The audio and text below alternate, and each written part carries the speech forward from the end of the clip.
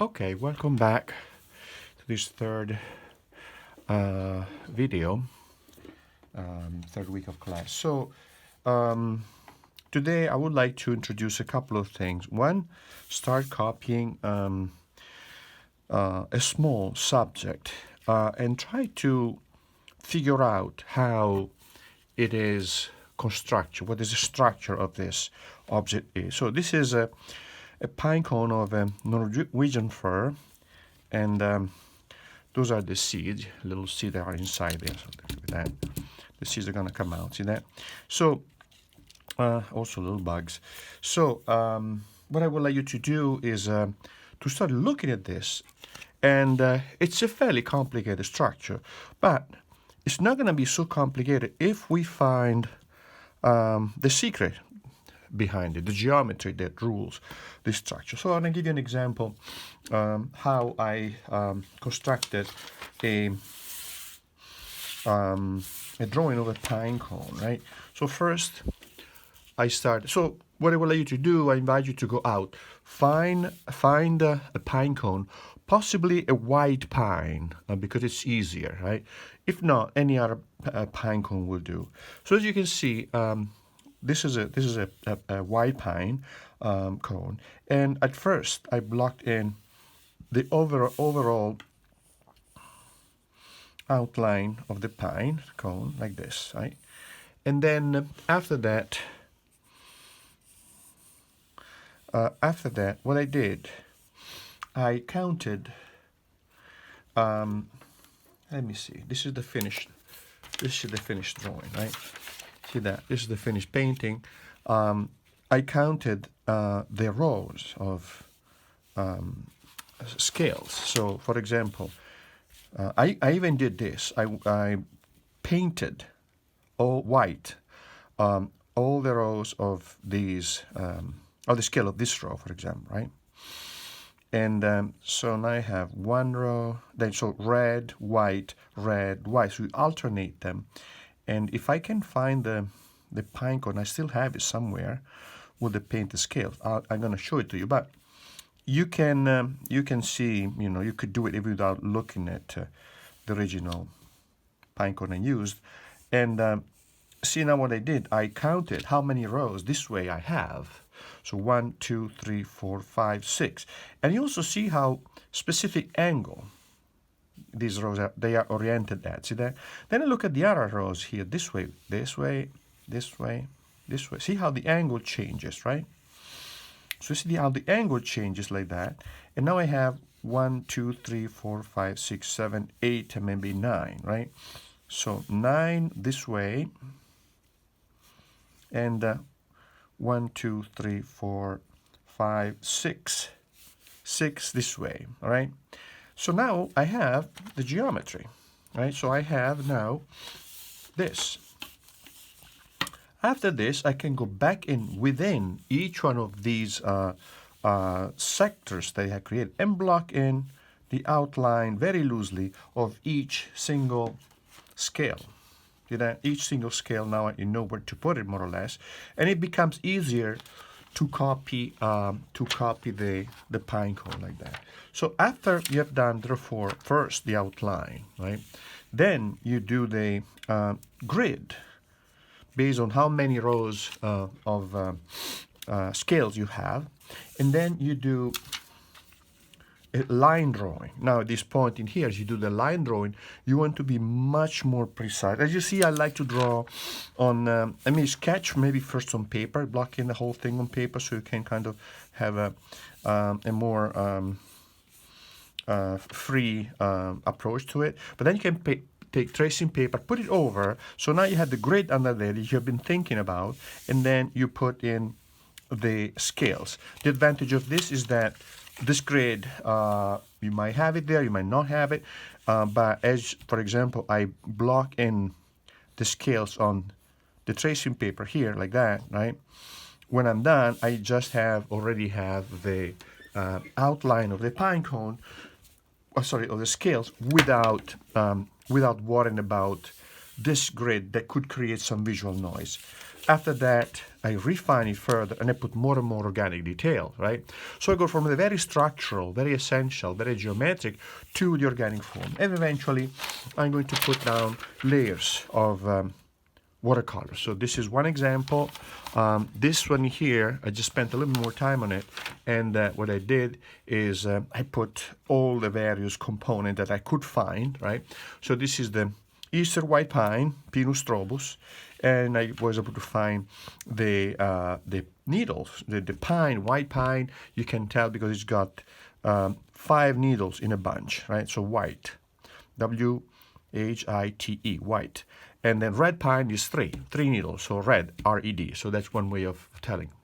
So then you see here how I found also the pine cone when it was closed, right? Because if you take a pine cone from outside here and it's outside is humid, most likely all the scale is going to be closed and compact. As you put it inside, it dries up, they open up. This one clearly was a few days inside and it dried up and opened up, right?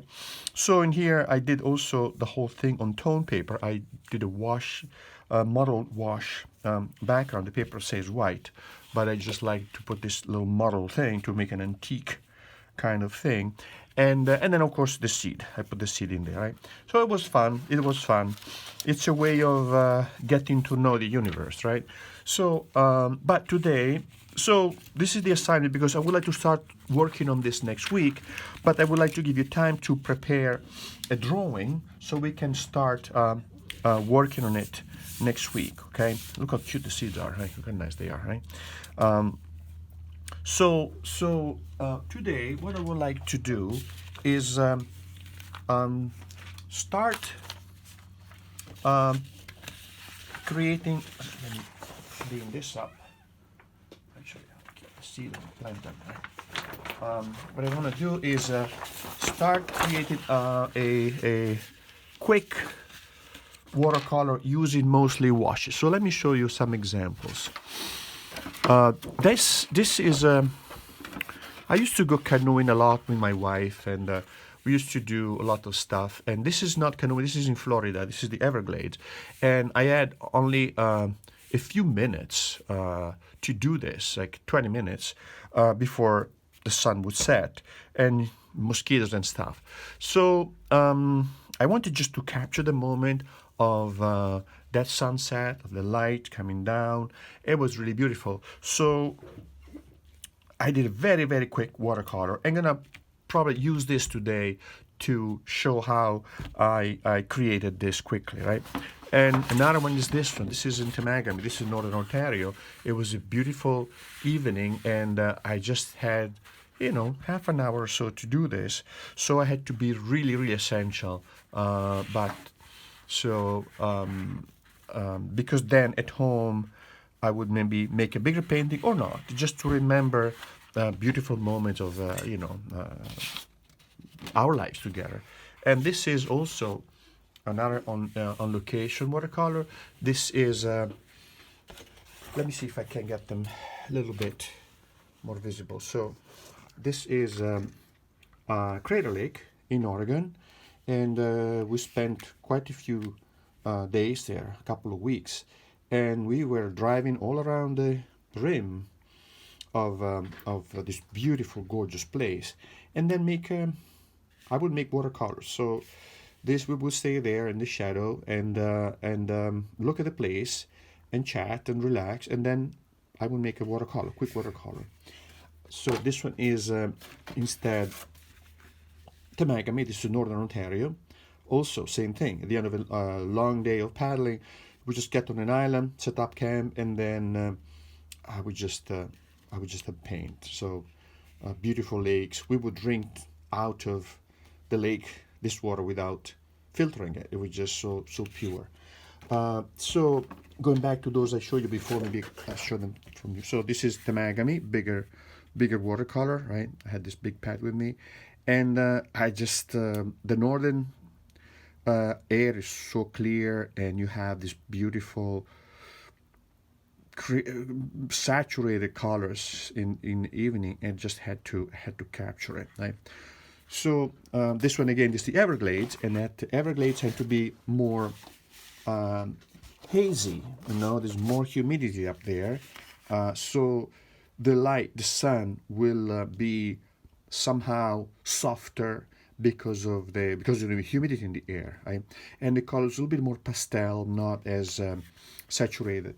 This one instead, I couldn't resist it. This was a reflection on a river. I was fishing and I just saw this thing, and I didn't copy this from life because I was fishing, so that was my priority. But there was this fall day, gorgeous fall evening, and the leaves were turning red. So when I got at home, after taking a few pictures, I look at the pictures, and then inspired by that, I created this reflection of trees in the water. You can pretty much look at pretty much whichever way you want, but I think this is, clearly the way. But as you can see in here, I privilege just the colors, not the line drawing as I did before with the pine cone. This is just the colors. And because this paper is torchon, so remember I discussed about papers in the beginning, the torchon, and I think I already show you this watercolor already for that, is a rougher texture, and the texture of the paper contributes a little bit to that, breaking the shade, breaking the line, and ending up with colors that can tend to be very, very vibrant, right?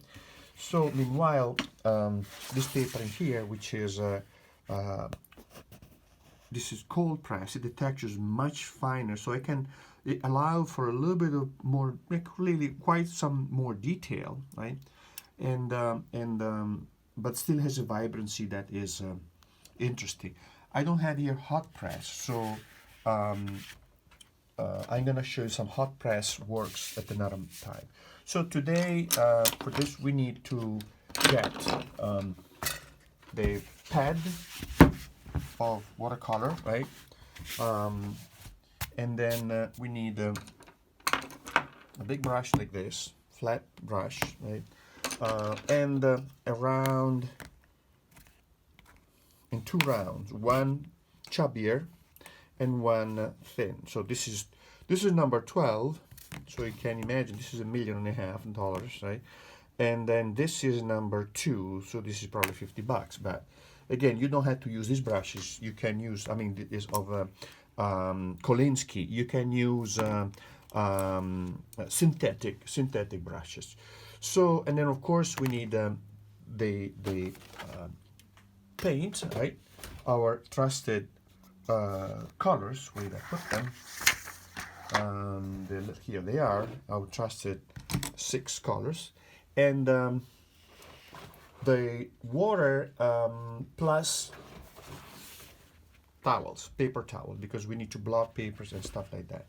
So you need a pencil, of course, to start, and after that, I'm gonna take a break now.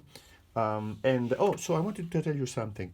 I usually use these shallow, flat water containers because that keeps me. Besides, they don't tip as easily. If you have a tall glass, you kind of move the table too brusquely, you tip it, and you spread the water all over the place. With these, you have two things. One is they are much harder to tip over. But the other thing is that if you have a cup, like a glass, and next to it you have your coffee or tea, you will dip your brush in the tea by mistake. So that keeps you from and I did it many times, and a few times I drank it too afterwards. So it will keep you from getting in this kind of trouble. Okay, so let me take a break, and then we're going to start now with creating a simple watercolor where we use mostly washes.